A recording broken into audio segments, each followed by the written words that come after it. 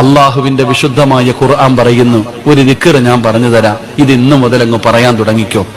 ഈ പറയുന്ന ദിക്ർ നിങ്ങൾ പറഞ്ഞ അള്ളാഹു നിങ്ങൾക്ക് നൽകിയ നിഅമത്ത് മരിക്കുന്ന കാലം വരെ നിലനിർത്തി തരും. അള്ളാഹു ഭാഗ്യം തരുമാറാകട്ടെ.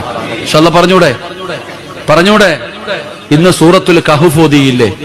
ആ സൂറത്തുൽ കഹ്ഫിനകത്ത് അള്ളാഹു 2 ചെറുപ്പക്കാരുടെ ചരിത്രം പറയുന്നുണ്ട്.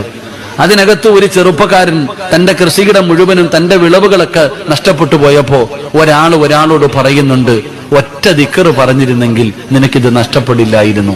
നിങ്ങൾ ഖുർആൻ എടുത്തു നോക്കിക്കോ, ചരിത്രം പറയാൻ സമയമില്ല, അതുകൊണ്ട് ഞാൻ ദിക്ർ പറഞ്ഞു തരാം.